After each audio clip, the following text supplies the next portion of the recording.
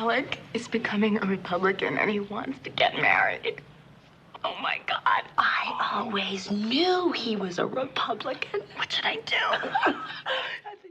Welcome to the Shermer High Alumni Association. I'm Kristen. I'm Janine. And I'm Carol. And we rewatch movies from the 80s to determine, did that age well? This week's movie is St. Elmo's Fire, the 1980s coming-of-age drama about friendship, ambition, and figuring out life after college. If you've ever felt stuck between who you were in college and who you're supposed to be, this one's for you. Join us as we rewind, rewatch, and remember the decade that shaped us.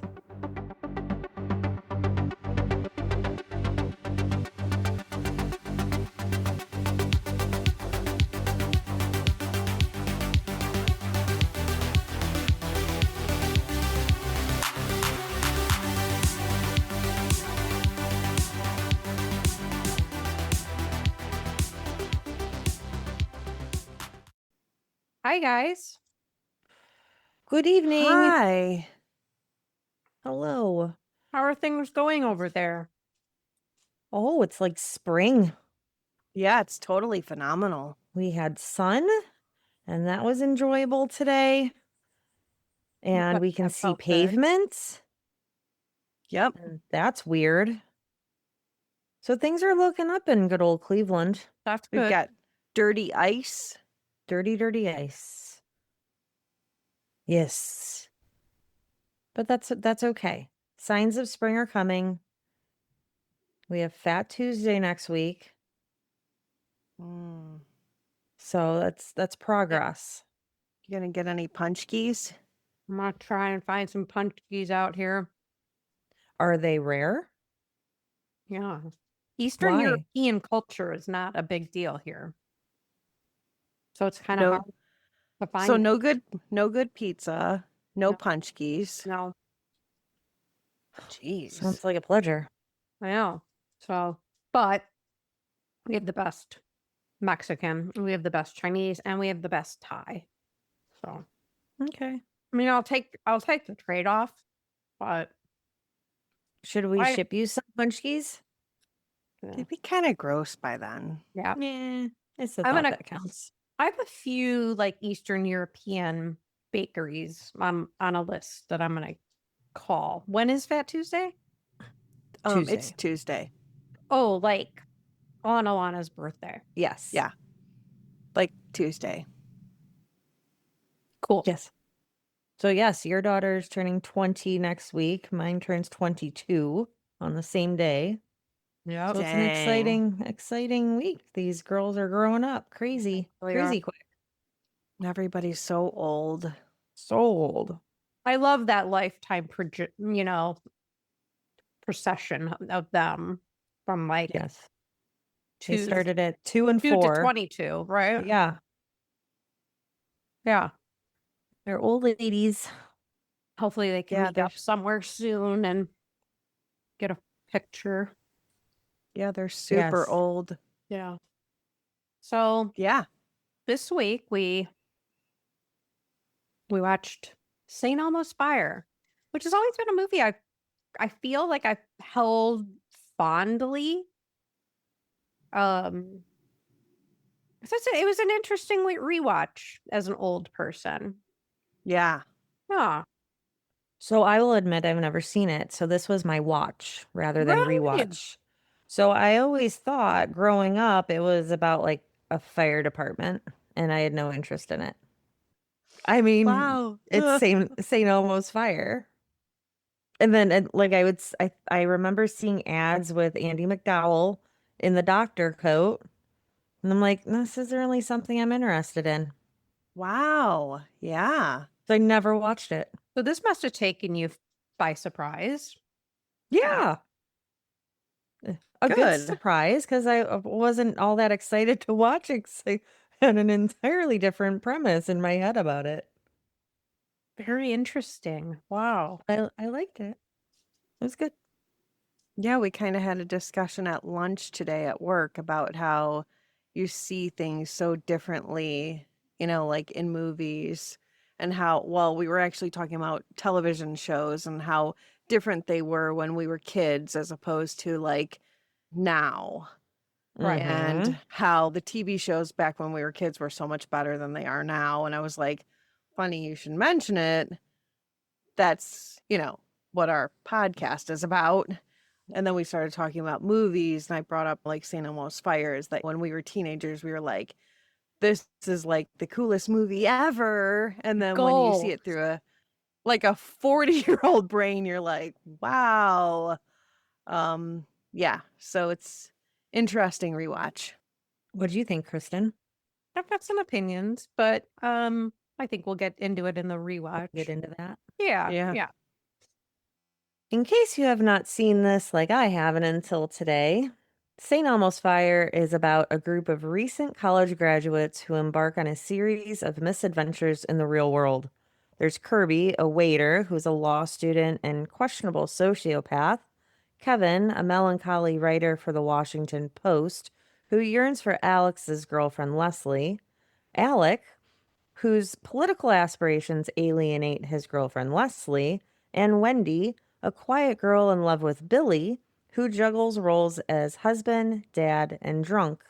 And then there's Jules, who fails miserably at international banking and managing what went into her body.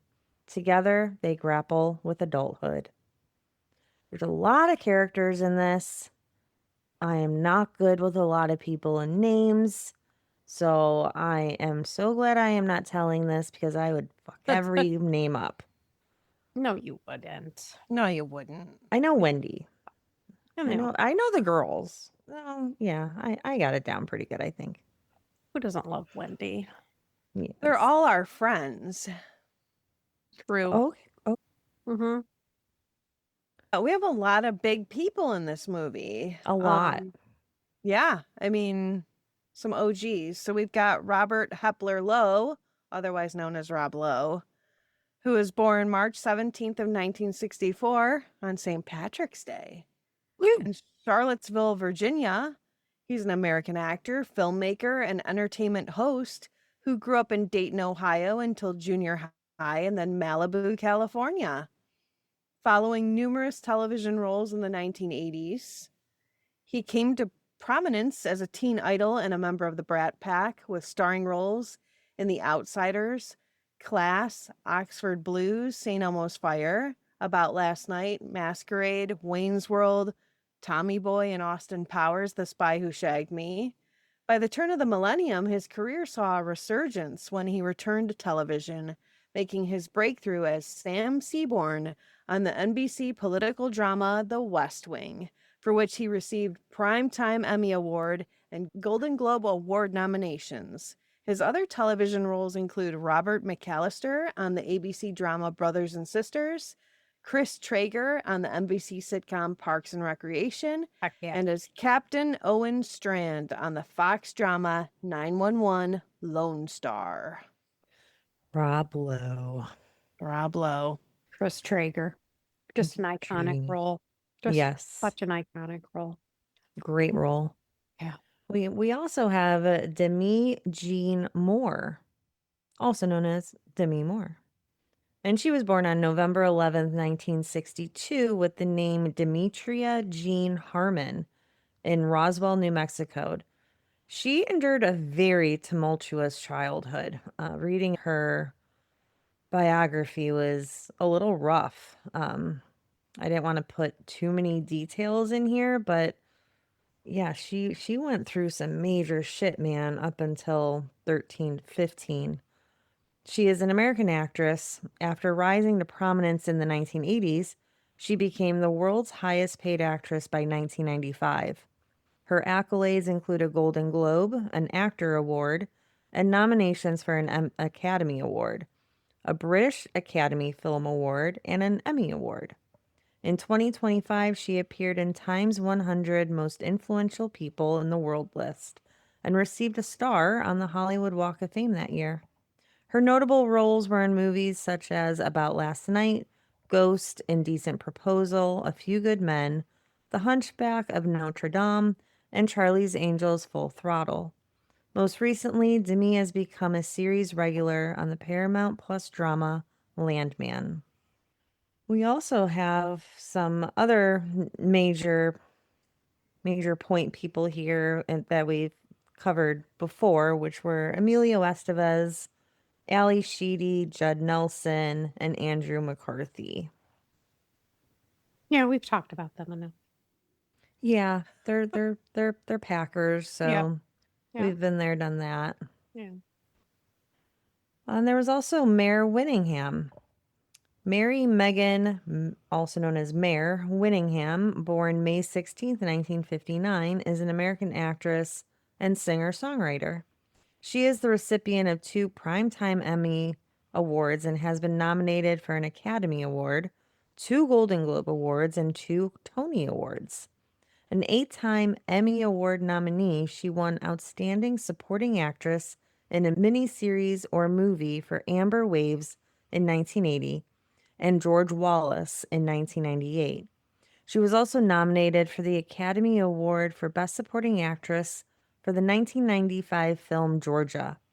In 2014, she was nominated for the Tony Award for Best Featured Actress in a Play for the original Broadway production of Casa Valentina. She's also married to Anthony Edwards. I found that interesting. Oh, yeah, I saw that too. Yeah, I love him. What adorable little couple. They are adorable. I love that for them. We also have Andy McDowell, who was born Rosalie Anderson McDowell, born I April. was today years old to know that. Yeah, Rosalie. Hmm. She was born April 21st, 1958. She's an American actress and a former fashion model. McDowell is known for her starring film roles in romantic comedies and dramas. She has modeled for Calvin Klein and has been a spokeswoman for L'Oreal since 1986. Her breakout role was in Sex, Lies, and Videotape, which earned her the Independent Spirit Award for Best Female Lead and a nomination for the Golden Globe Award for Best Actress, Motion Picture Drama. She then starred in a series of films including Green Card, Groundhog Day, Shortcuts, and 4 Weddings and a Funeral. She starred in a number of independent films, most notably Love After Love. She co-starred opposite her daughter, Margaret Qualley, in the Netflix miniseries Made, for which she was nominated for a Golden Globe Award.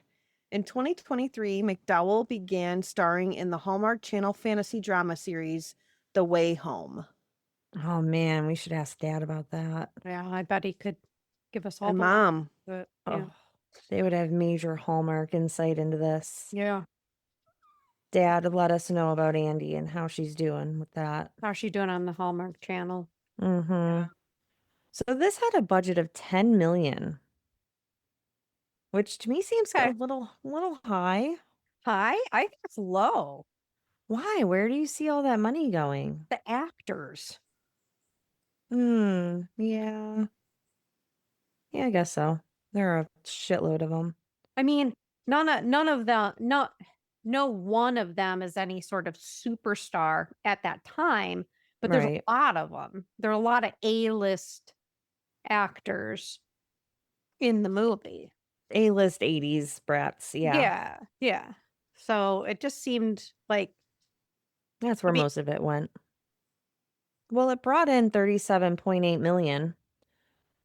So it did pretty well, and it was released June 28th of 1985, rated R, and it opened strongly, earning $6.1 million in its first week. So a little more than half of the budget the first week, so that's pretty good stats. Yeah.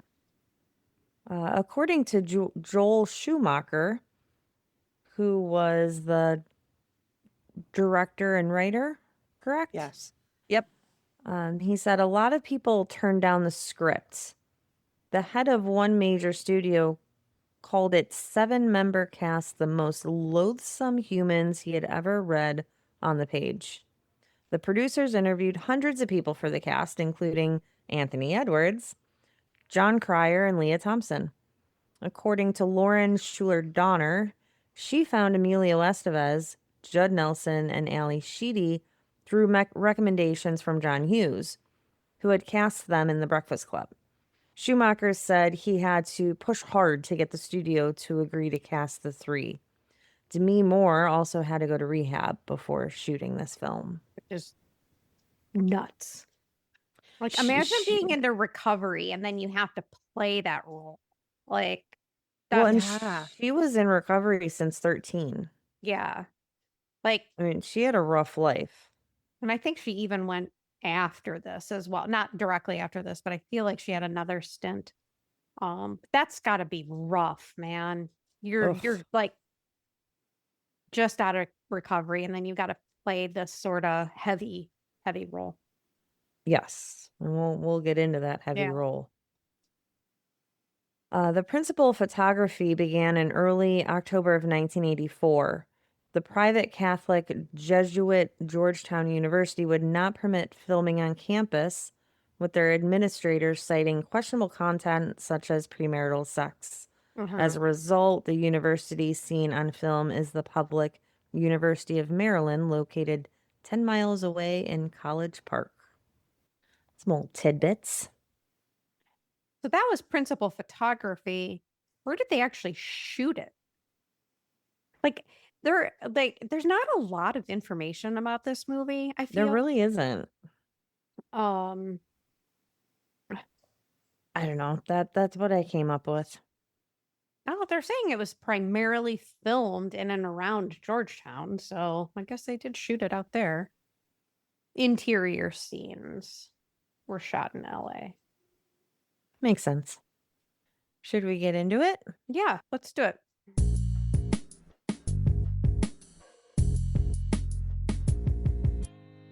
We begin this movie with an instrumental piece that is reflecting upon, this group of 7. Is it 7 friends? Yes.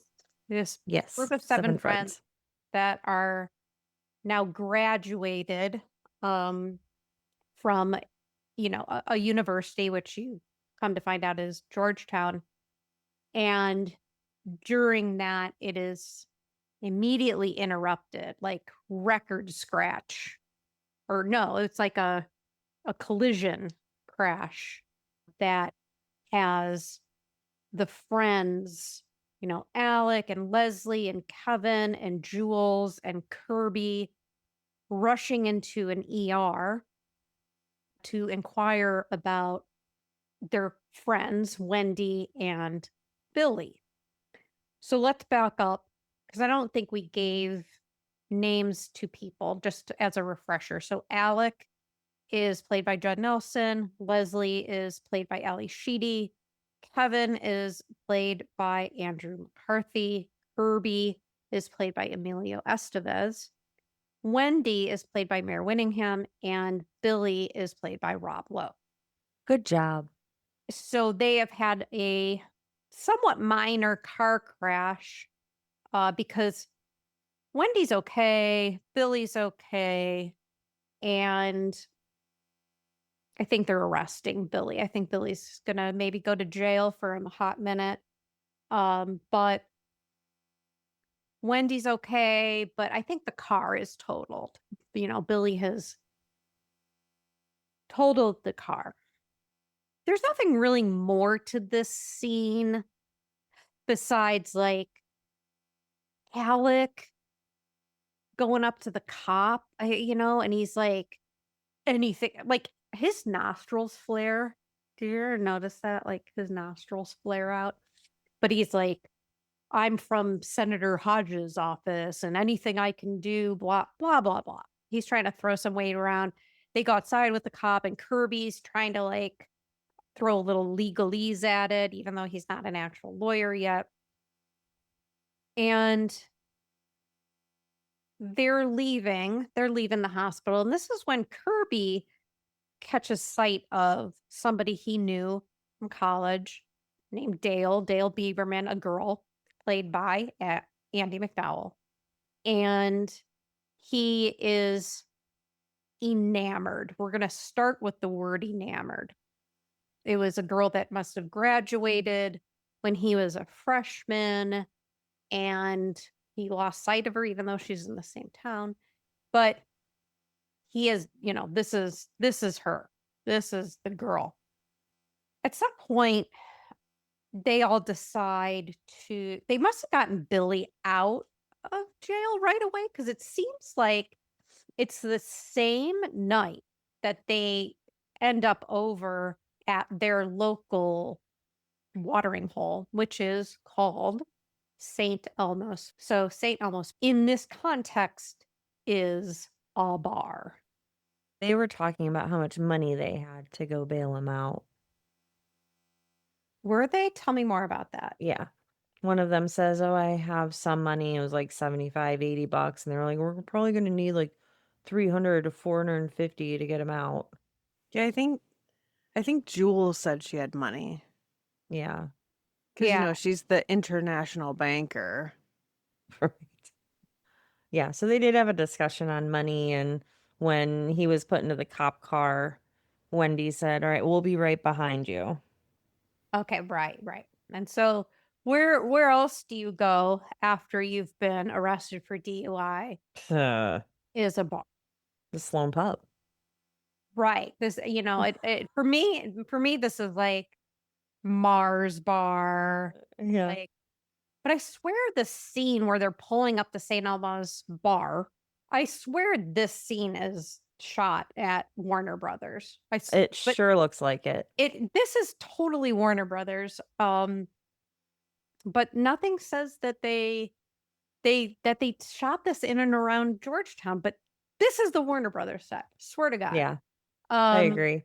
Yeah. So they all go to the bar. Yada yada yada. The friends find out that Billy has been fired from yet another job, and Alec has helped him get this job.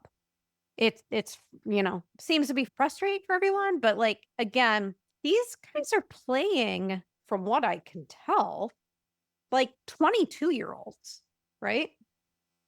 Correct. Yeah, like they're 4 months out of college. Yeah. Right? Yep. And okay. Billy is coming from a frat house at Georgetown University. I'm not going to harp on this forever, but he's already married and has a baby. Yeah, I mean, things happen. Okay. You're right. It just seemed, how the fuck did Billy get into Georgetown? How did he graduate Georgetown? How did Billy graduate Georgetown? Right. Everyone else I can understand. Even Jules. Everyone else I can understand. But Billy, I don't get it. But he definitely is that symbolism of holding on to the past, where everyone else, for the most part, everyone else is trying to move into the world and become adults.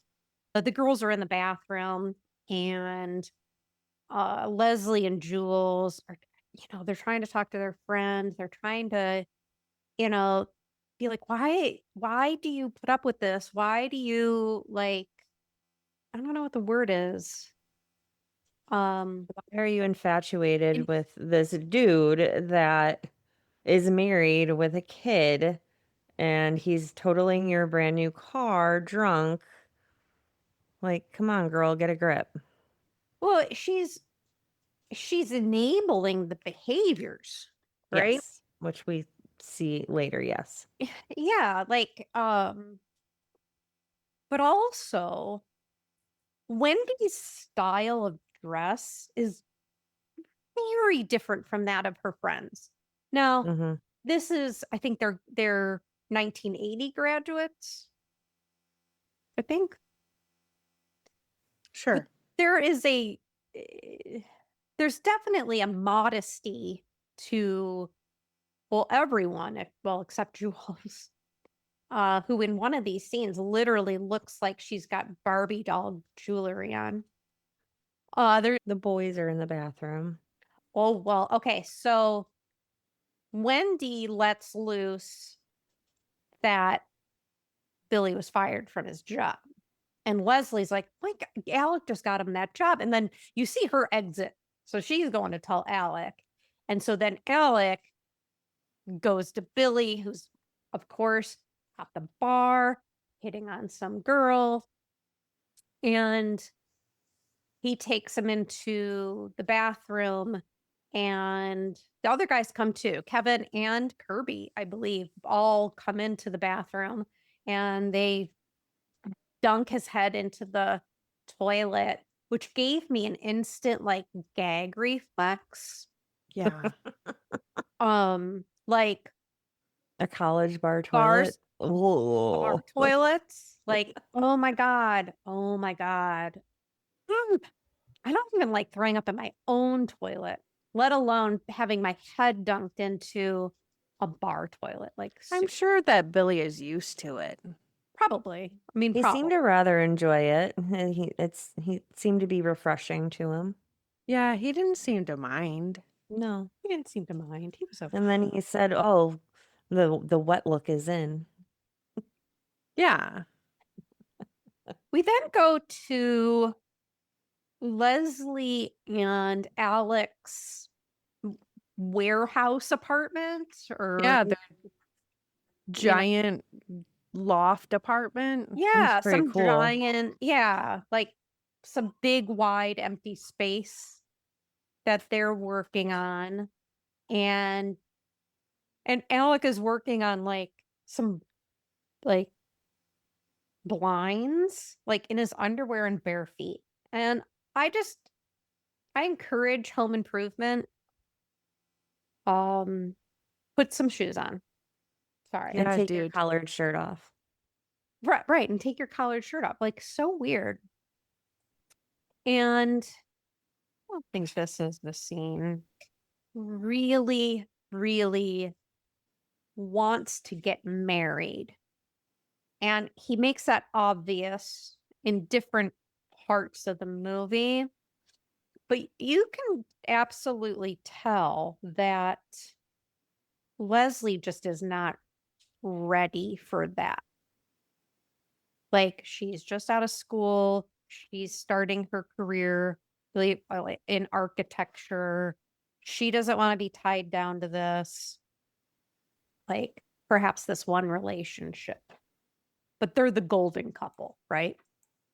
Jules shows up. Why does Jules show up? He's Something with talking her. about her She's stepmom talking about her dying. step monster. And that's a theme for Jules throughout the entire movie, but I don't really remember why she showed up at their door. But Alec gets something for her to sleep on, and they have some girl talk over, some straight warm vodka. Which made me realize that Absolute has not changed their bottle in 40 years. It's the same Absolute Yeah. bottle. Well, and I don't think like Stoli, I don't think Stoli's changed their bottle. Yeah. So now we're at Kevin and Kirby's apartment. And so they're still roommates. And Kevin is doing the weird bed dancing Mm-hmm. on the bed. And then Kirby comes home. And this is where you kind of see that, like, Kevin has this other side to him, right? There's this like funky, fun side of him who likes to bed dance. But then, like, around others, he kind of gets this like moody, serious. I'm a writer. I'm a writer, journalist, blah, blah, blah. So it's just interesting. And Kirby's going on and on about this Dale Lieberman who Kevin does barely remember. No, he doesn't remember her at all. He's like, whatever. Yeah, but I mean, one of them said, I think it's him. He's like, you just went out on one date with her. I thought it was Kevin. So he, like, doesn't know her, but he knew of her because he knew that Kirby had gone on a date with her. But that's what, and so then Billy shows up because he can't deal with the little misses. He doesn't want to go home and he wants to crash there.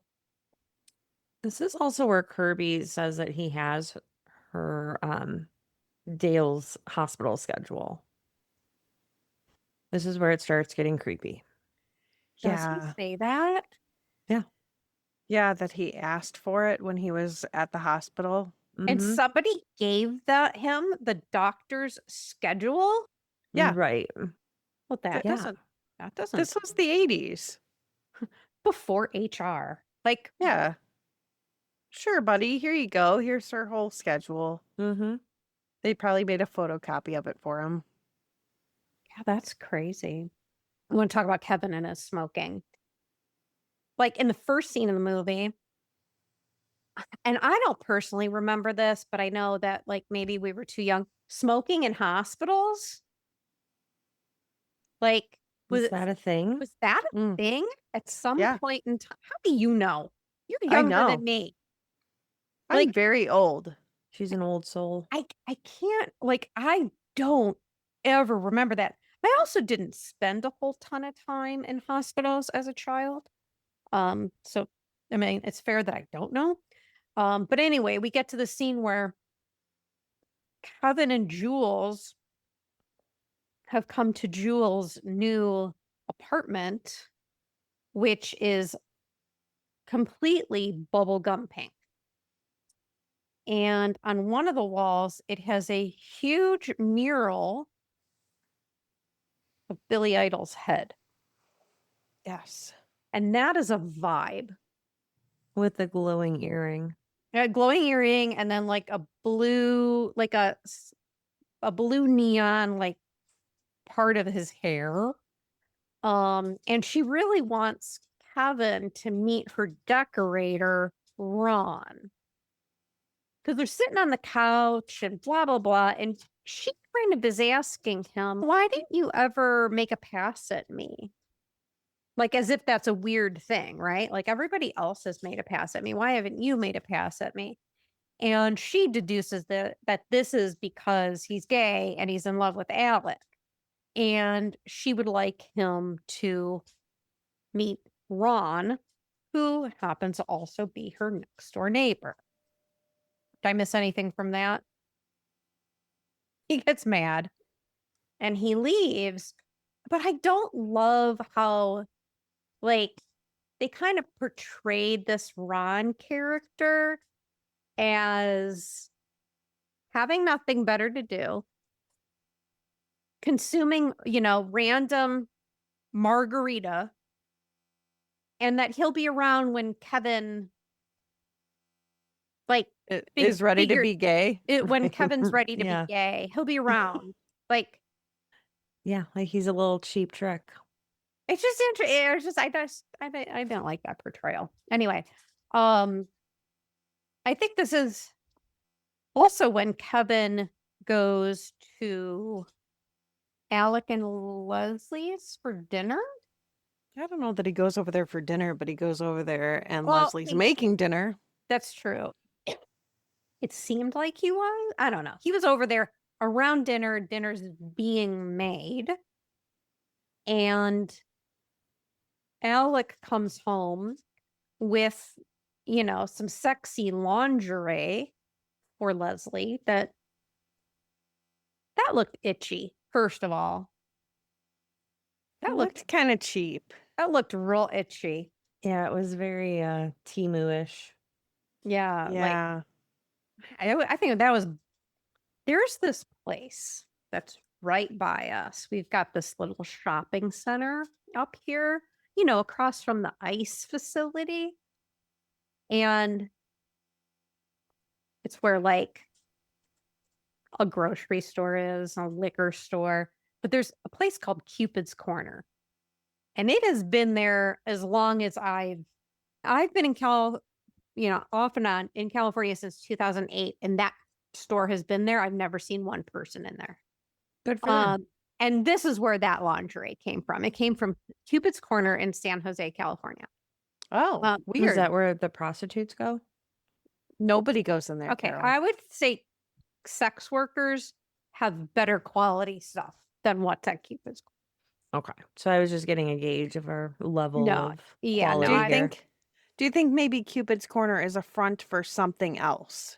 ooh, like that clothing Mm. store on Clifton and Edgewater on your way onto the Shoreway. Christopher? Yes, that's a front. It's not. It It's is. actually a custom clothing store for men, but I can But tell you I've some been other there. fronts. But I think that the store like you're describing, if nobody ever goes in there, then yes, it's probably a front for something else. Oh, 100%. 100%. And we watch enough Blacklist to understand what those fronts are. Yes. So Alec has Leslie go try on the itchy lingerie, and he proceeds to tell Kevin about how the sales lady insisted on trying this lingerie on for him, and then they had sex in the dressing room. Why is And- that a thing from 80s movies? Like that was what happened in National Lampoon's Christmas Vacation, and because you know how he goes and he's at the underwear counter Oh, and yeah, like yeah, the yeah, lady yeah. the lady's Yeah. like showing him her under, like that's not a thing. That Right. No, there is some sexual revolution with women that this was. I don't know. I don't know. like that didn't happen. Like I really don't believe that the lingerie sales women are like, hey, meet me in the. Yeah. Like, do you want me to try this on for you? No. Nobody's doing that. And also, I don't think that there's like these model women that are working in the lingerie department at No. It's like your grandma is working at that. Bloomingdale's. Yeah. I mean, I worked at Dillard's and the women who worked in that lingerie department were like 90 years old. They weren't Victoria's Secret models. So And it's not like we're in New York City where the land of models are with Yeah. side jobs. Was Alec full of shit? I think he must have just a fetish because in the scene before when they were in the apartment, he said he was going to get her some red lingerie. Yeah. And you can tell that that's not something that she wanted. She didn't want it, but he went and got it, and he had to see someone in it. I mean, I guess, well, we'll get to that at the end of the movie. I guess it ended up the right way then. Yeah. Kristen's checked out of this movie. She's like, I'm done. I'm out. All right. Well, that's the end of the movie. Bye. I was checking my Walmart order, and the one thing that I needed, the one thing, Of course. they don't have it. Of course. It's like, and I was just at Walgreens, and I could have bought it, and I'm mad. Anywho, Always works that way. Kirby goes to lunch, and he has invited Dale to go to lunch with him. And he shows up at this fancy schmancy restaurant well ahead of Dale so he can pick the perfect seat and review the menu. So he appears to know what he's doing. He calls Jules, asking her for like wine references. She shows up, and this is like classic girl move, right? A phone call comes and she has to go. But she seems a little too nice for that. But he's really intense with her. He is trying to make light of, their previous one date where they went to see Annie Hall. And it just goes over her head. She's like, I don't get your joke, but I thought we went and saw a Mel Brooks movie, something like that. And then immediately gets a call and has to leave. And so, fail. Jules is at work. Is this where she doesn't get a paycheck? Right. Okay. I don't care if we're going in order. I don't even fucking care because now I'm not going in order because the Kirby thing happened before. These are just different vignettes. These are different vignettes, and It's I a am lot of not. bouncing. There's a lot of bouncing back and forth, and I'm not going to go in order. That's not the point of this podcast. So we did that. We did that. Okay, so now we have Wendy and Billy, and he's at Wendy's parents' house, and Wendy still lives at home, correct? And so the Yes. whole family's over. We've deduced that Billy is there because she's asked him to be there. It seems weird, but he's there. They're having dinner, and it's obviously like kind of the first time he's met them because she tells him before they sit down to dinner that there are some words that are too horrible for my mom to say out loud. So she whispers them. You'll get used to it. And I think I have that whole scene like memorized when it comes on. Mhm. And it's like, blah, blah, blah. But, like, and she goes and she asks Billy, so how did you and Wendy meet? Where did you meet Wendy again? Prison. It's fantastic. And so then you see Wendy and her dad talk, and he's given her some money. And I think this is when she tries to maybe bring up for the first time that she'd like to maybe get her own apartment. But he doesn't really hear her. Like, no, there's no need for you to do that when you get over this whole like serving other people and you get married. There's no need for you to do that. And then all of a sudden it's, Billy's on the roof. So there's that. Billy's on the roof. Wendy goes up. They talk, blah, blah, blah. And she mentions in that conversation that she is a virgin. And it cuts over to them, and they're maybe in the living room at, her house. She lives there. And he's pouring, everyone's drinking warm, straight up liquor in this movie. Yeah. So he's poured her a brown liquor, and they sit on the couch and start making out with one another. And I think he immediately goes for the boob. And she's just like, no. You guys correct me. If you guys want to be more specific, please correct me if I'm wrong on any of this. No, you're right. And then they just kind of sit there. And then he kind of does this thing where he, kind of goes up her thigh and finds her like 80s girl Spanx, basically. She's got some Spanx on. And she's very upset about this. Very. She's very self-conscious about her weight. Earlier in the movie, she had talked to Jules about how she thinks she's fat and blah, blah, blah, so she already got some body image things going on. But him making fun of the girdle, she's not having this. She's like, I don't think we should see each other like this anymore. I think you should go. And she leaves that $200, the money. I don't know how much it was. She leaves that money on the banister. And she goes up and she goes to her room. She leaves. And Billy does not take the money. And he also leaves. I think now we're at like fall. And there's a Halloween party. And there's a lot happening. There's a lot happening. Billy's up there playing the saxophone. Oh boy. And this is where Jules does she tell Leslie that she's now having an affair with her boss? Yeah. Yeah, there's to Forrester. His name is Forrester. Like, no, that's the name of a car. He's a Subaru. And we see This has always been a thing for me, and it's probably not going to be a thing for either one of you, and especially you, Carol, because this is the first time you saw it. But this is the first time we see Felicia, who is Billy's. Yes. She comes in with another man. Obviously, she knows where he is. Obviously, she knows that he's going to see her.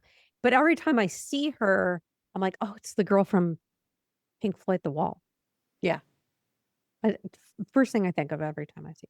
Anyway, so then she's sitting at a table, like a reserved table. Yeah, like who's Felicia, man? Well, maybe it's Billy's table. Maybe. Billy is doing all this like rock and roll, like running around. Saxophone.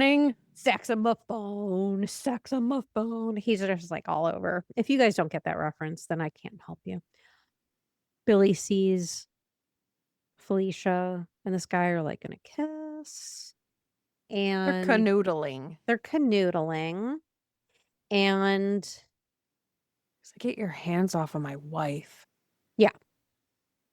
And then they throw Billy out of the bar and there's some fighting that ensues, but then it's like, oh, Billy, oh, Felicia. And they're all like kissing and he has a bloody face and it's gross. And then there's bloody face kissing.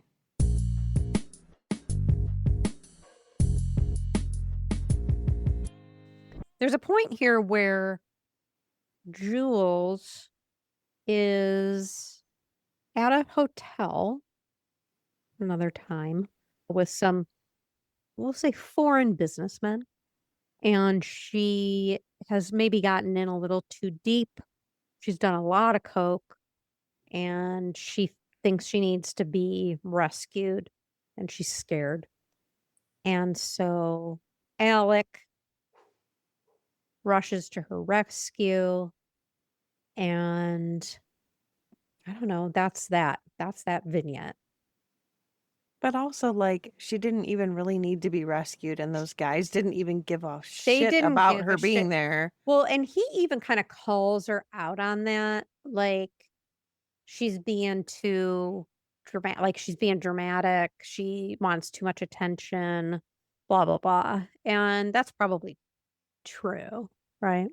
Yeah, for sure. And he's like, why am I even here? Like, you didn't need to be rescued. You could have just walked right out the door. And like, what is this? Like, I didn't even see any cocaine because she says on the phone to Alec, they're forcing me to do all this cocaine. And he's like, I didn't even see any cocaine. And she's like, there's barrels of it in there. And like, he's, what the hell is going on? And then he's, I'm just going to take you home. And she's like, no, I'm going to call some other guy to go out with him. And he's okay, whatever. Like, you're not spy. Right. So then there's another time and Leslie and there's a few things that have to do with Wendy and her work. One is like because she works in social services and she's talking to this mother with like, I think she had like 5 kids. Yeah. And Wendy's trying to counsel her, as I assume is part of her job. And this woman is like, give me my check. Give me my check. And then that woman insults her. She's like, maybe if you like wore nicer clothes or something like that, maybe you could get a man or something. It was like, whoa, you're being dissed by like the welfare recipient. Like that lady was so mean. It was so upsetting to me. Yeah. Same. And then Billy was there. I don't remember what they did with that. It's like I didn't watch this movie. We have another time where Wendy is working. She I don't know. She's working at like like not a soup kitchen, but like a meal. A community meal. And obviously she's very invested in it. And Leslie and Jules come to take her to like some fancy restaurant. And she's like, I can't leave this and go to like whatever that restaurant is. So they decide to just eat there. They get their food and they sit down. And Jules goes, we want kind of wanted to have this lunch with you so we could talk to you about Billy. I think that was the reason. And Wendy's like, actually, no.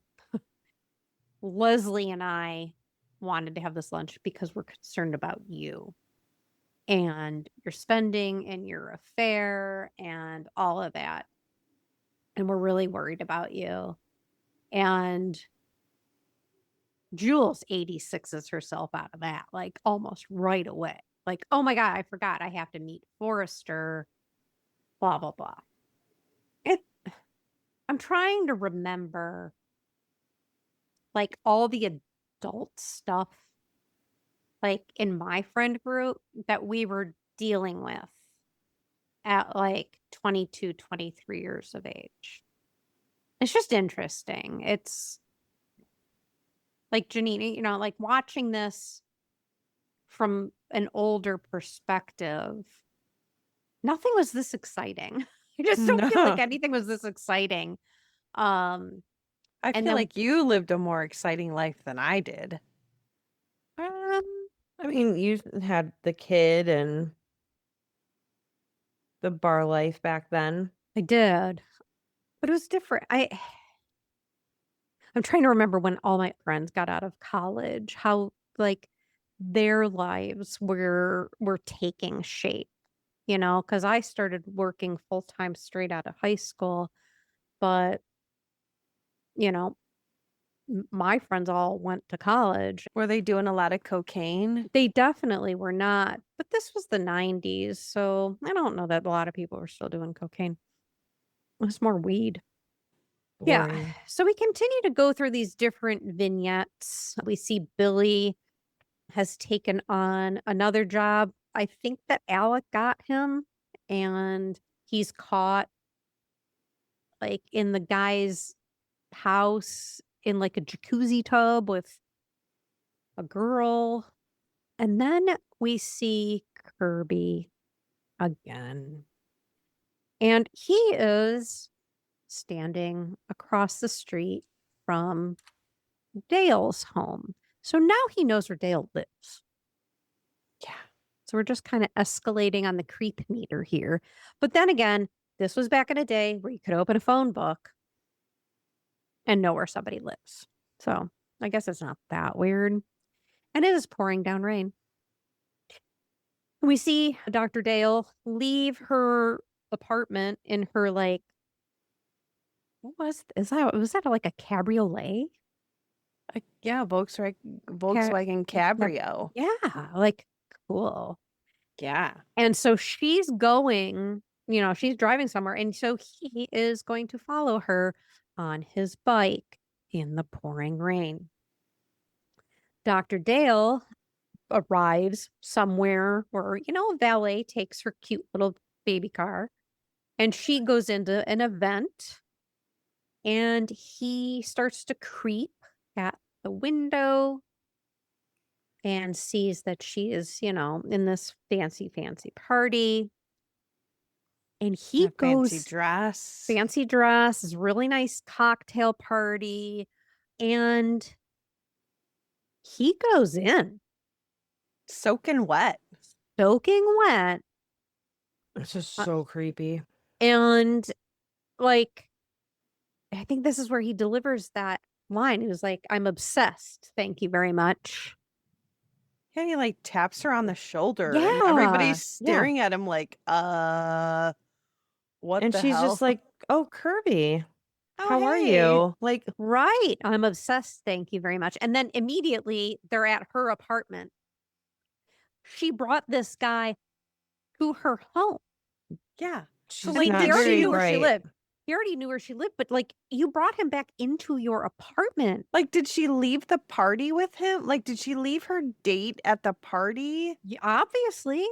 to go But home with Kirby? He's all dry. Like he looks like he's all dry. So I don't Mhm. know exactly what's happening here, but they're back at her apartment. And basically the gist is he doesn't have enough money for her. Right? That's basically the gist of this scene is that she's come to realize she thought she wanted to be a doctor to serve people, but she's realized that this is more about the money. And he takes that as a directive. Become somebody with money, or at least appear to be. And he smells her pillow. And the Yeah. roommate is like in the kitchen and she can see him smelling the pillow and she's like, Yeah. Like, ew. Ew. uh, Billy's struggling. Billy's obviously really struggling with entry into adulthood. He actually goes back to his fraternity, and everyone is just so excited to see him, and they have a great afternoon. which I don't understand because he graduated. Like, aren't these kids all younger than him? Well, you've They got would still 4 be in the same years. house. Yeah, they could have been in the same frat house. Yeah. If he Okay. just But they graduated were last year, then right. there's So sophomores those and were juniors. right. So those were underclassmen who are now upperclassmen Mm-hmm. or juniors into seniors. Yeah. Um, Hmm. and he's talking to his pal. He's like, "Yeah, I wonder if I could maybe get a job here or do something." And the guy's like, "Yeah, it would be great to have you around." This really encourages Billy until he realizes, the guy says, "We could just get all the good drugs from you." And he just realizes that that's how he's seen. And that, I think, kind of hits something for him. Not all the way, but it sort of makes him realize how he's seen. And it's that day that he sits down. Felicia and the baby are there as well. And she tells him that this ex-boyfriend of hers has come back and he's gonna, he'll take care of me. I think the baby's name is Melody. Um, and I think we could have a really good life. Basically letting him off the hook, right? Yeah. And he wants to marry her. Yeah. And they're already married. No, the Oh, the ex-boyfriend. other guy. Yes. And she thinks that her and Billy can still get theirs annulled. And he doubles down. Like, I am not going to drink. I'm going to. So he makes all these basically empty promises to her that he's going to change and he's going to become a better person. This is when Kirby's on a mission, right? Yeah. And he takes on a role he's completely not qualified for as basically the personal assistant to a man named Kim Sung-ho, who's a Korean businessman, and he needs somebody that is like his right-hand man who's going to take care of is just going to be his full-time executive assistant, personal assistant, right? And while Mr. O is out of town, Kirby uses one of his cars with his chauffeur to kind of stake out in front of, I don't know if they were staked out in front of the hospital or what, but he gets out and quote unquote bumps into her. And she's like, "Oh, hey, Kirby, how are you doing?" And he is like, "I'm the blah, blah, blah to Mr. Kim Sung-ho," and like shows her like a newspaper article or something about the guy. Yes. Like this is supposed to impress her. And I'm having a small gathering on Saturday. I would really like you to come by. And, I think he hands her some sort of information. And she's like, "Well, I'll try." Like she just is too nice to say no to him, right? Like you can tell she has no intention. She has no intention on attending this party. See, girls, no can be a word for you, but no can also be a word for the other person as well. I know that probably doesn't make a lot of sense. It's okay to say no. Just save your time and Yeah, it's just like, it's just be okay. honest. So it's that Saturday night, and the friends all arrive, and they've got a bunch of people there. And Wendy has come with her date, Howie Krantz, who must work. I believe he works somewhere within the family He works for card her dad. empire. Yeah. Well, her brother's franchise of the card Oh, business. Yes, yes. And I think that Alec does kind of a cute job of like kind of including him into a conversation. And Kirby's Kirby, wearing a tuxedo. Kirby is wearing a tuxedo, and Kirby is none too happy because Dale is not there. And so what would you do? You know what Well, I would do? I what would would call you the do? hospital and find out where the fuck she is. Exactly. Because this is not right. She said she was going to be there. She clear as day said, I will be at that party, Kirby. Yeah. There's nothing that will stop me from being at that party. This scene got scary. Yeah. Like, yeah, it really did. Gets a little crazy. It's a little crazy. So, okay, let's go back to, okay. So Wendy has shown up with Howie, and as a preemptive measure, Wendy's dad has bought her a LeBaron coupe. Ooh, nice. It was a quick turnaround from the new car he bought her that Billy totaled with his Yeah. drink driving accident. I wish somebody would just keep Like- buying me cars. So, I keep forgetting Kirby's name. Kirby asks Wendy if he can borrow her car because she says no initially, I believe. But then he says something else and she does allow him to do it. I don't remember how that conversation went. So he leaves and he goes to Well, her because apartment. Yes. Oh. And he's buzzing, or whatever to her apartment building. And not the crazy, but the roommate opens the window from a few floors up and is kind of like, yeah, I knew it was you. I knew it was you, crazy. He wants to know where Dale is, And she tells him. Well, because I don't think that she thought that he would like go there. But before that, to add to the crazy, like he calls the hospital, but then, and this is full blown 80s moment, was that he calls her apartment and it's busy. So he calls the operator to have her do the emergency breakthrough. And the person who was on the phone was denying it. And he's like, what do you mean she's not accepting the phone call? And he's like yelling at the operator. So he goes to the apartment. You're right. I completely Insane. forgot about that. And it was part. the roommate who was declining the phone call because Dale wasn't even fucking there. Yes.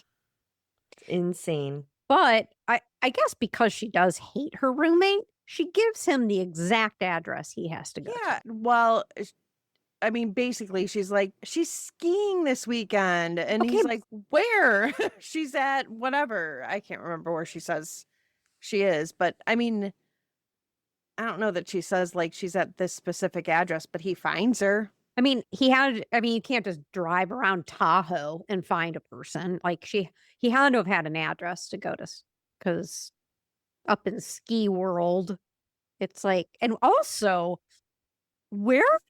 They Right. were in DC. Where did they go?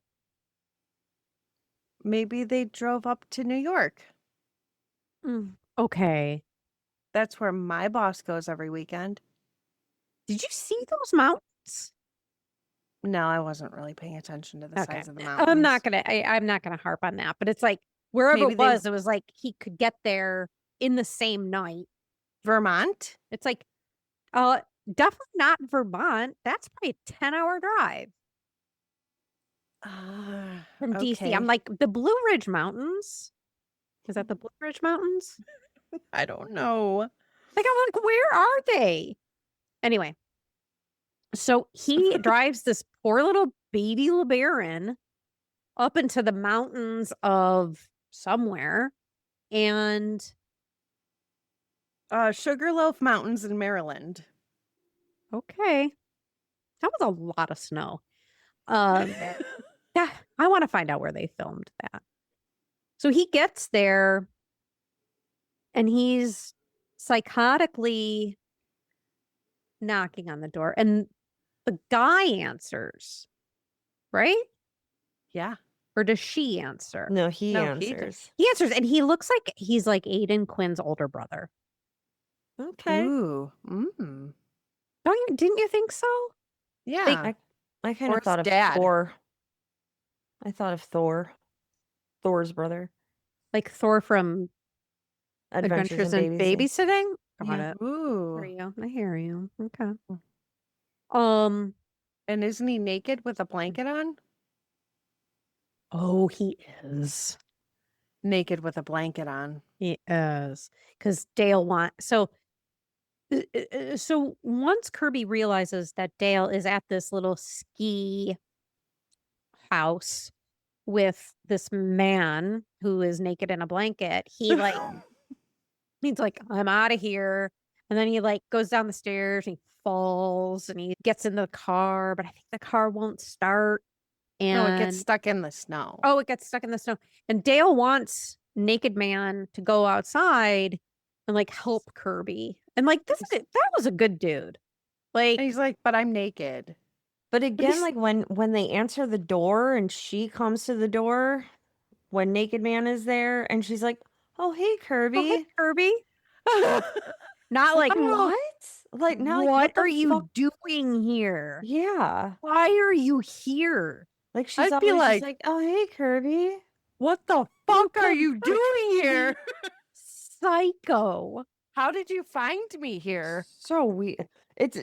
He's very bizarre and psychopathic, but her responses also are.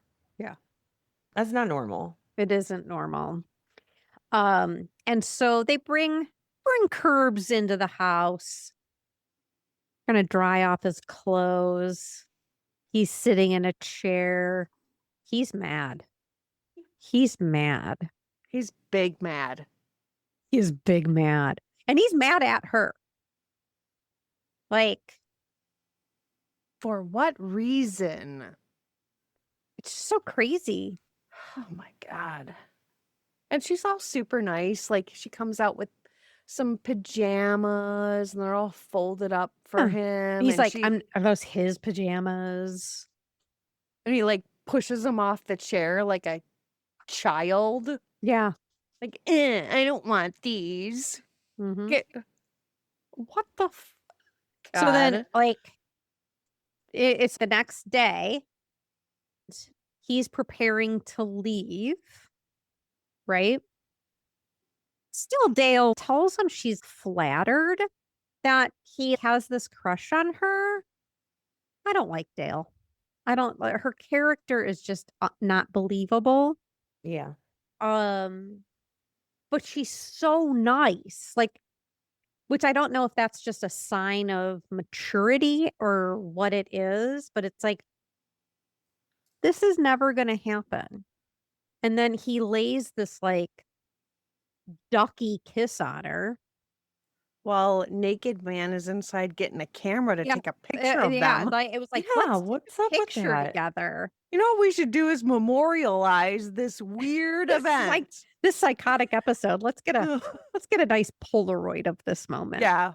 You know, we should put this in a picture frame and put it up in our apartment. Like, what? Yeah. And he leaves. And he's smiling with the He's- window down, like the He's whole so like, proud of himself. yes, I did it. Okay, so let's back up to the party. So that was kind of the Kirby thing. Let's go back to the party vignette where this is where Alec makes an announcement that he and Leslie are getting married June the 1st or something like that, right? Yeah. And it's like, Yeah. and she is like, what can we talk about this? And they like go into a kitchen or whatever. And she just kind of is like, we're not ready for this. And I really want to concentrate on the beginning of my career here. And she kind of it makes this kind of out on a limb is like, what about your extracurricular love life? What are we gonna do about your extracurricular love life? Huh? What extracurricular love life? Because she's not an idiot, right? And he goes, what did Kevin tell you? Because Kevin's the only one he's ever told this stuff to, right? Kevin was his college roommate. And so he goes and he finds Kevin and he decks him and punches him. And he lands on the floor. And Leslie runs to Kevin's aid and turns it back on Alec. And like, I think again, he's like, what did he tell you? And she's like, he didn't tell me anything. It was a hunch. And basically, you just confirmed it.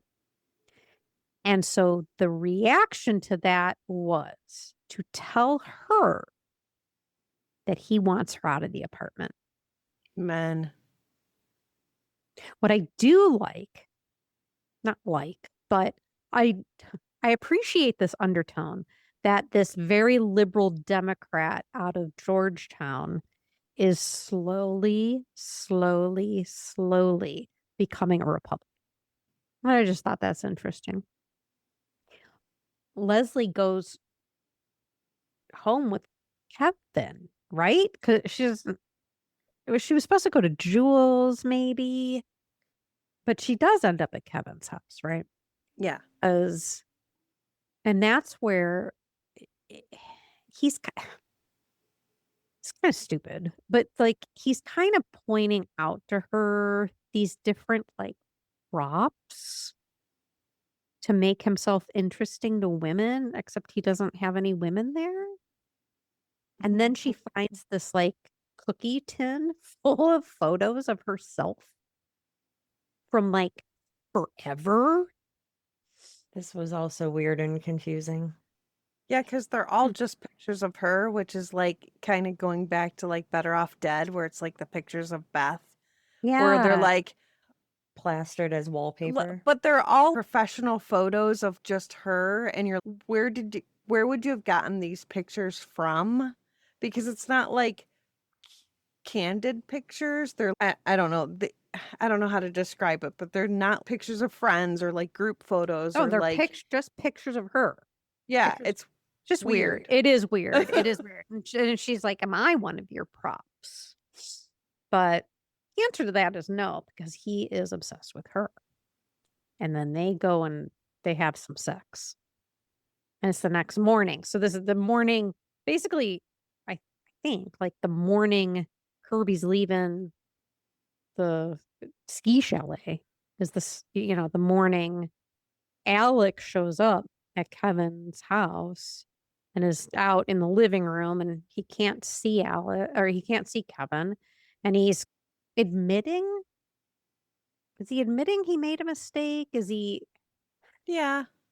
He actually comes over there to say, did you tell her? Well, he says, I'm sorry. I'm sorry. I know you didn't tell her. I'm sorry. He does say that.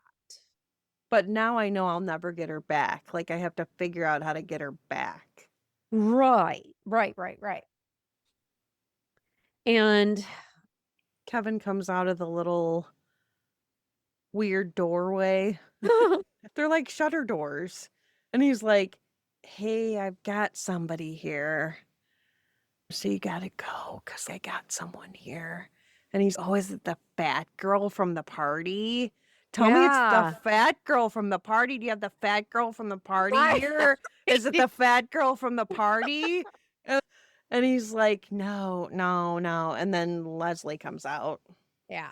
Good for her. Good for her. Like, own up to that. I loved that. Like, dude, you were the one that cheated on me, and now you're talking about fat girls. Like, screw you. Yeah. Like, and that's her own. I saw that as her own claiming of her independence because Mm-hmm. it had nothing to do with Kevin and it had nothing to do with Alec. It had everything to do about her.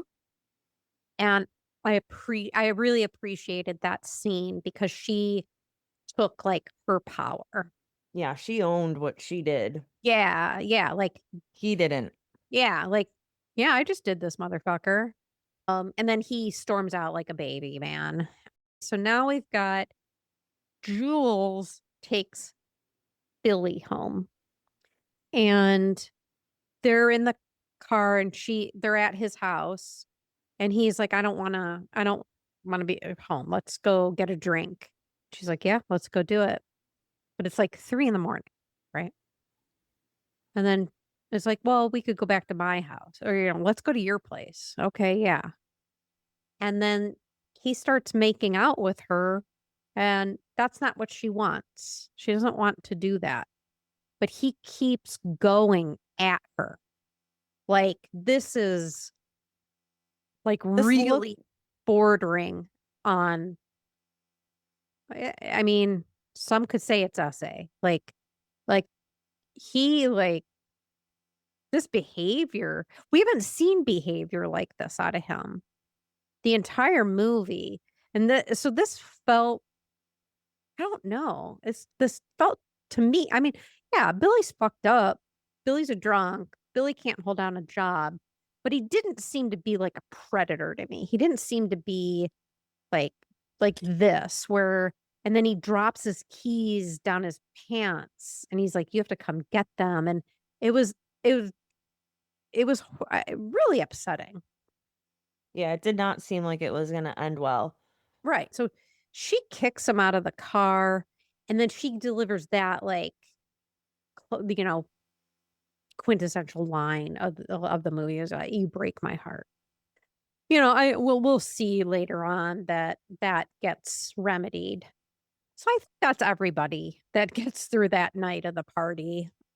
This was quite a night. It was quite a night. Wendy has decided she needs to really stand up to her dad.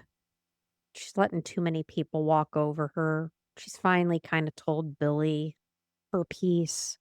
She meets her father, who has to comment on the part of town they're in, of course. And she tells him, like, I got to give you the car back. There's not going to be any Howie. And I'm getting my own place. And he tries to go back into that whole, well, and it's like, you got to listen to me. You got to listen to me. I'm not going to do that. I need to be on my own, which is good for her. Good for her. So we got two really strong, like, I feel female declarations, like standing in your power. And then we have this scene where Kevin and because Leslie's staying at Jules' apartment, right? And Kevin is all on her, but she's allowing it. I wouldn't say leading, but like not leading. Jules comes running in like to grab something or do some coke, right? She comes in to do some coke, but she's got to leave because she's got to meet Forrester. And they definitely see her leave with a man, I guess this Forrester guy. And Leslie doesn't like it. There's something off about it. She really she wants to go down and meet this Forrester guy, but Jules won't let her. It's all sus. It's all very, Very. sus. Very, very shady motherfucker stuff that like early 20s kids are doing, right? Even though all these kids look 35. And Kevin kind of does this, I love you. And she's like, Yeah, I'm gonna be me. Yeah, he's like, we should get an apartment together. Right. I know this is kind Yeah. of fast, but like, I think that we should just do this. Yes. Like her and Alec haven't been together for like 12 hours. Right. Let's get an apartment. I was like, bruh. And Alec calls. Like, it's me. He sounded like Ross from Friends. Oh my God. And Kevin hears it, tell him we're moving in together. Tell you like, and Leslie's like, fuck this noise. I'm not, no, no. Next vignette. We have Alec working in an office and talking to a coworker, and Leslie shows up and he's like, ew, why are you here? I don't want you here. And she's like, something's going on with Jules. I can't get into the apartment. I don't know what's going on. I need your help. And so People came and they repoed everything. they came and they repoed all her stuff, you The know, car, the Jeep, the furniture. everything. Everything's gone. And I can't get in and she's locked me out. And, please, I need your help. And so they go running over to Jules together. And then Kirby and Kevin show up. And that kind of tension ensues between Kevin and Alec. And so some of them go to the fire escape to see if they can get in that way. I think somebody goes to see if they can get keys, but they disperse. And this is where you get that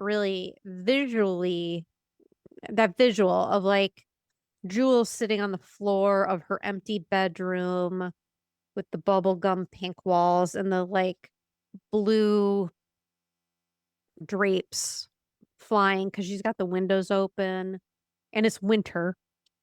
And she's just kind of sitting there rocking back and forth. She can't believe this. The guys are outside the window, but the windows have bars on them.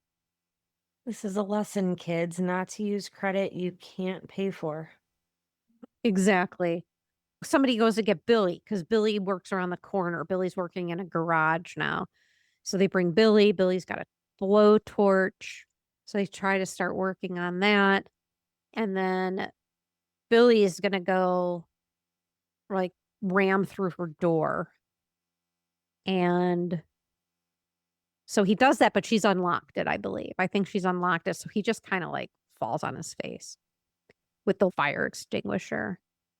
And so he's the one she let in. I like how Ron just comes out in the hallway and he's like, what's going on? Yeah. Right. Like, come on.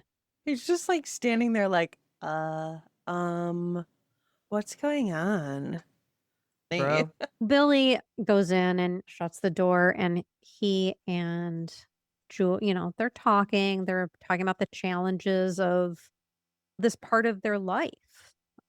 Remember, like the exact verbatim of what they're Yeah, like talking you about. lost your job, so what? Yeah, I've lost 5 yeah. jobs, and you owe people money, I owe everybody money. You're losing your hair. I've something about the hair in the shower drain, and so what? Like, we'll get through it, basically. And I think he's talking about St. Elmo's fire, which is this weather phenomenon in which luminous plasma is created from a rod-like object, such as a mast, a spire, or a chimney, in an atmospheric electrical field.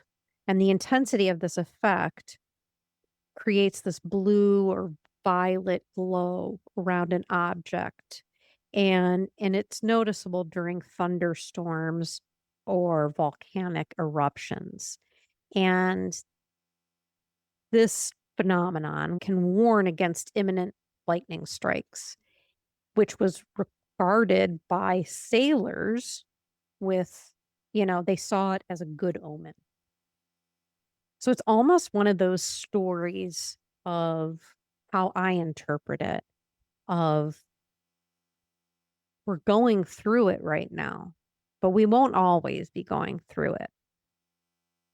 Stuff's going to be rough. Stuff's going to be, it's your 20s, even your 30s. Like, not everything's going to be perfect right now. And you're going to get up and you're going to carry on with your life and, you're going to be okay. That's what I got from that.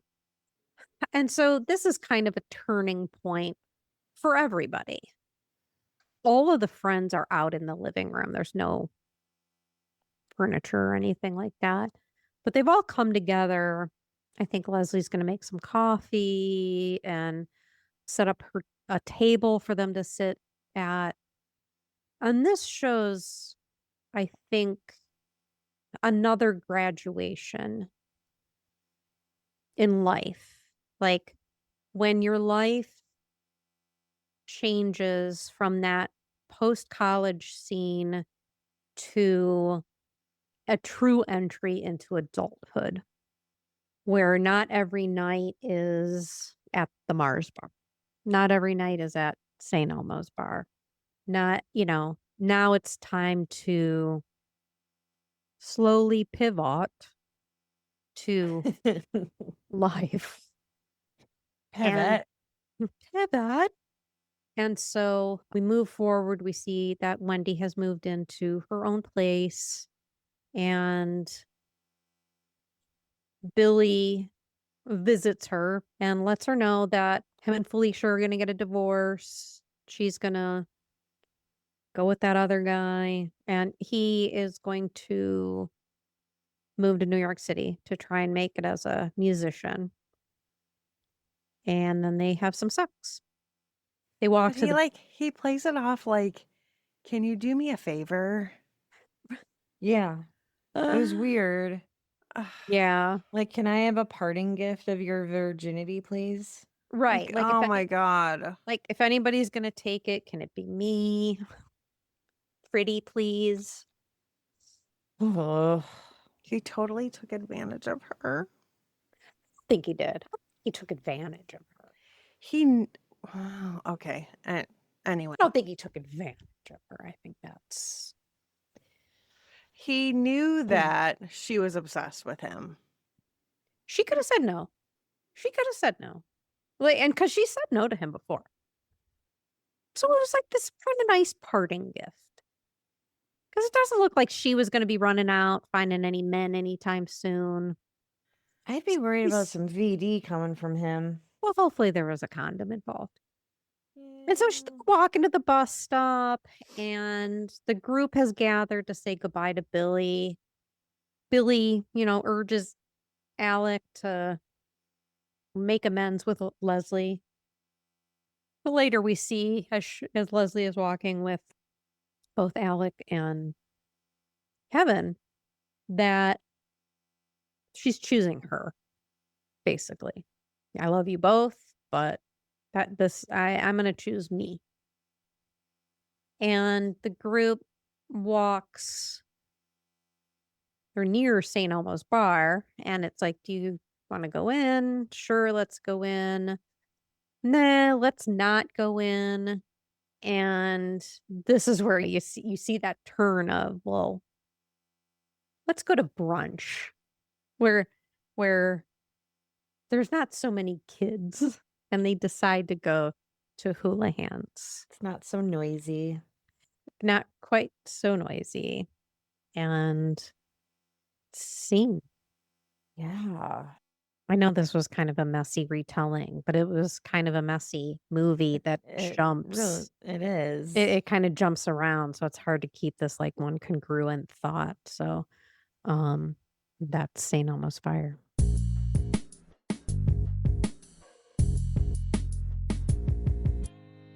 Well, the tomato meter gave it a 44%. Which is so So- interesting. It got a big old splat. But the popcorn meter gave it a 67%. Rob Lowe actually won a Golden Raspberry Award for Worst Supporting Actor for his work in this film at the 6th Golden Raspberry Awards. I didn't think his acting was that bad. I didn't think his acting was that bad. That's crazy. He got a raspberry. That's so interesting. I feel like I can think of worse. Oh, yeah, 100%. 100%. Yeah.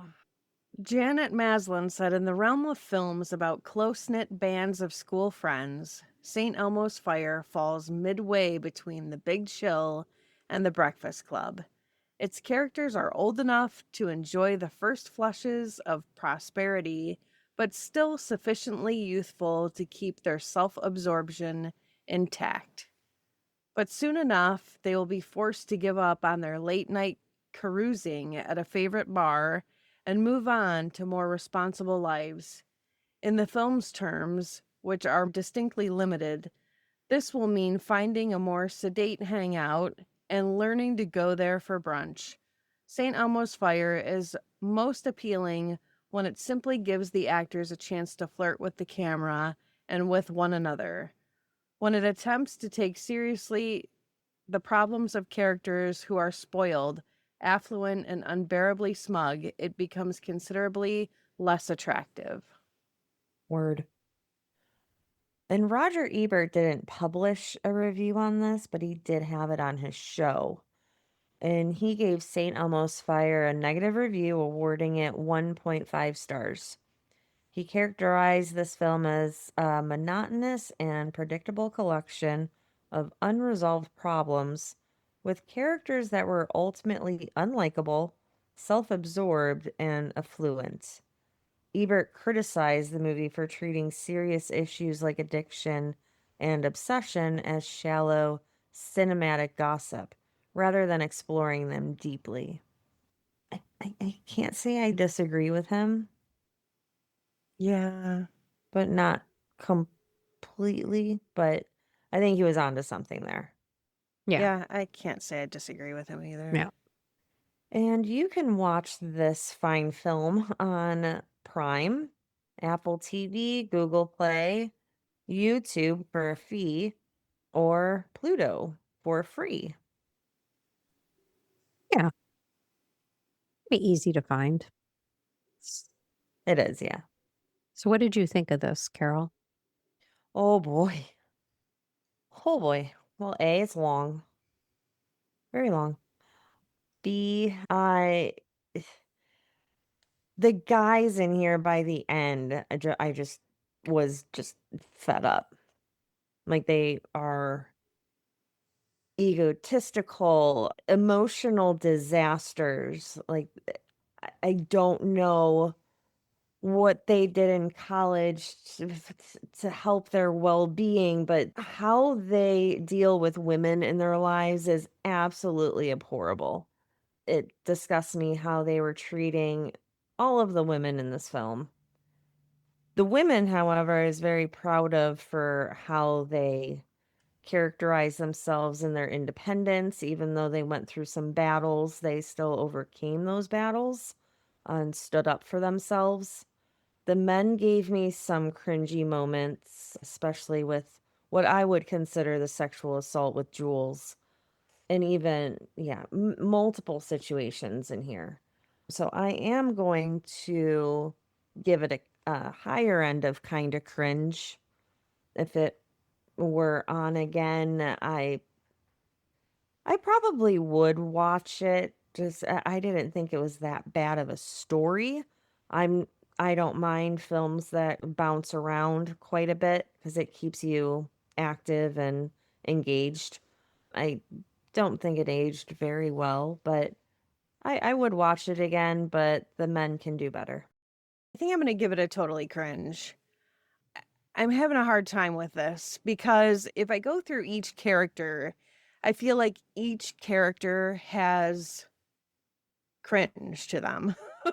Billy has an insane amount of cringe. The fact that his relationship with Wendy, his relationship with his wife, the fact that, from the beginning, it seems like she's just somebody that he pushes to the side. The fact that he has a child that he doesn't really have any relationship with. He's a womanizer. He's an alcoholic. He's a drug addict. That's cringy in itself.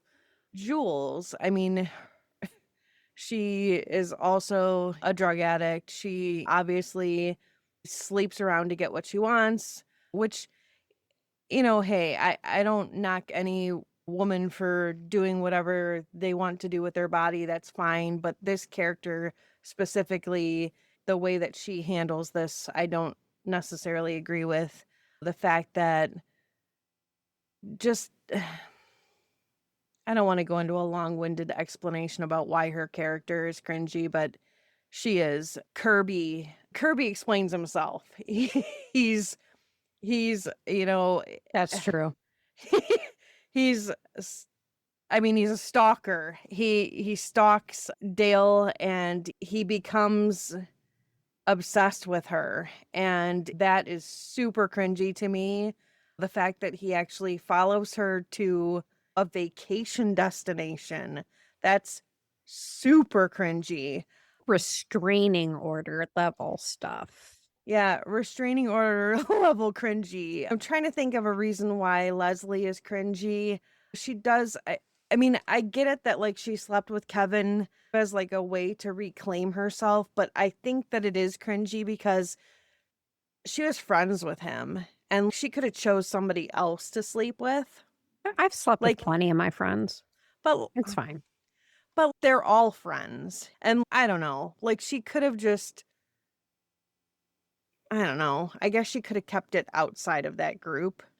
Okay, fine. She's the least cringy of the group. Obviously, Alec, who's just sleeping with random lingerie salespeople, apparently. And the fact that he felt like if he married his girlfriend, then he would stop cheating on her. Then that's cringy. Wendy, well, maybe she's the least cringy of the group, but also her obsession with Billy, who's just, Yeah. I mean, come on. Like, I would think it would make more sense for her to be obsessed with Kirby. And Yeah. Kirby. No, why? You can't say that. She's kind of this like kind of sheltered girl, and he's this like bad boy. Yeah, That she can't help it. You can't sure. help it. Okay. Well, anyway, and then I could tell you Kevin. 100 stories. Like you can't help I it. know. And then like Kevin. Okay, like you're obsessed with Leslie, who's obviously taken, and then you take advantage of the fact that she literally just broke up with your friend like 3 seconds ago, and then you sleep with her in a She initiated that. She has she has responsibility on that. Sure. Yeah. Okay. So anyhow, yes, the movie's cringy. Totally cringy.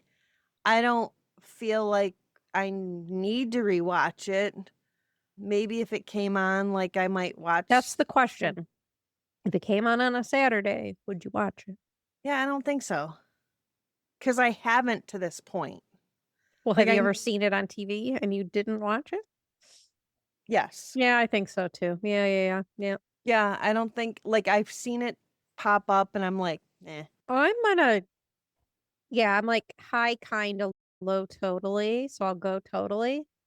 I think that Kirby's stalker behavior is really disturbing, as is Dale's subservient attitude towards it. That's almost as cringy. Yeah, Alec. I think Alec. I think I agree with what you were saying, Janine, is like, right, and Carol, like I think the women in this movie definitely progressed forward. Like, Isn't that how it is in real life? and right, like, but like none of the men really had any of their shit together. Like Nope. at all. Sure, Nope. Jules went through some stuff. Yeah. But we But always get there. yeah, like I feel like between Kevin, Kirby, and Alec, like, yeah, they were And Billy. hot mess express. And Billy, yeah, and Billy. Yeah. Oh, especially Billy. So I don't think it aged well at all. Oh yeah, didn't age well. It didn't age well. I wouldn't recommend. I think just as like an anthological, you want to watch the Brat Pack movies? Great. Here's a Brat Pack movie. Have fun. If I flipped past it on a Saturday, if it was on, maybe just because I think the soundtrack slaps, maybe There I'd would have keep to it be on. nothing else good on. Right. Like, I am I ever gonna sit down and watch this movie again? No. That's where I am. All right. Yeah. And there you have it. Maybe growing up isn't about having it all figured out. Maybe it's about surviving the mess. If you watch this in your 20s, it felt relatable. If you watch it now, it feels reflective. No matter how dated the fashion feels, the emotions still feel fresh. Thanks for joining us at the Shermer High Alumni Association. If you had as much fun as we did, hit follow, leave a review, and share this episode with your fellow 80s movies lovers. Until next time, be kind and don't forget to rewind. Bye. Bye.